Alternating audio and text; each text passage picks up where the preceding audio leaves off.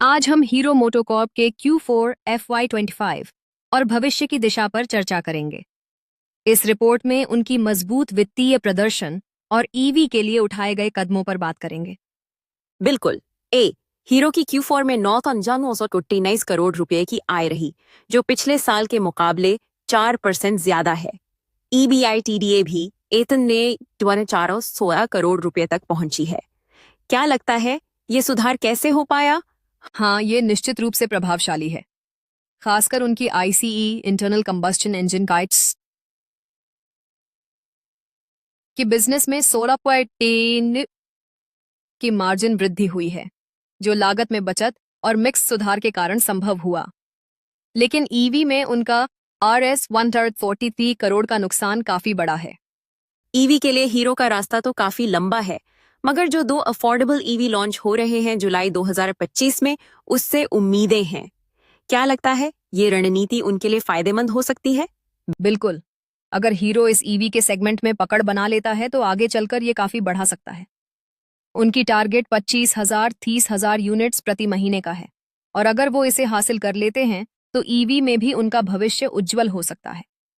इतना तो है, लेकिन क्या आप नहीं सोचते कि ओला और बजाज जैसे ब्रांड्स जो प्रीमियम ईवी के सेगमेंट में हैं, हीरो के लिए चुनौती पेश कर सकते हैं? ये सही है। प्रीमियम ईवी सेगमेंट में प्रतिद्वंद्वी बढ़ने वाले हैं, लेकिन हीरो का फायदा ये है कि उनका एक बड़ा एक्सपोर्ट नेटवर्क है। भारत के अलावा बांग्लादेश, नेपाल और मेक्सिको जैसे देशों में भी उनकी मजबूत उपस्थिति है। हाँ, उनकी एक्सपोर्ट्स 43% बढ़ी हैं, जो खुद में एक बड़ी बात है।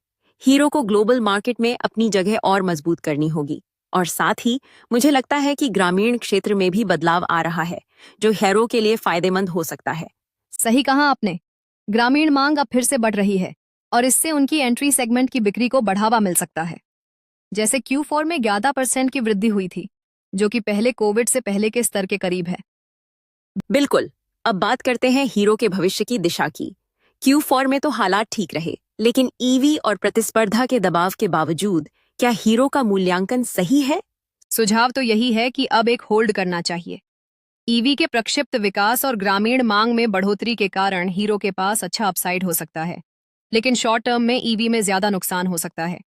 लंबी अवधि के लिए तो बाय ऑन डिप्स है। आखिरकार हीरो अपने आईसीई के बिजनेस में मजबूत है, और ईवी को लेकर भी नए अवसर सामने आ रहे हैं। जैसे ही ये ईवी फ्रंट पर कुछ बड़ा करते हैं, तो ये स्टॉक लंबी अवधि में काफी ऊपर जा सकता है। ठीक है, तो हमारा निष्कर्ष है कि हीरो मोटोकॉर्प एक मजबूत मेक इन इंडिया निवेश है, लेकिन कुछ समय के लिए धैर्य की जरूरत होगी। सही है, और हम देखेंगे कि भविष्य में ईवी की स्थिति कैसी रहती है। तो चलिए, हमें आपकी राय जाननी है। क्या आप हीरो मोटोकॉर्प के शेयर को खरीदने पर विचार कर रहे हैं? तो इस पर विचार करें और हमें अपनी राय जरूर बताएं।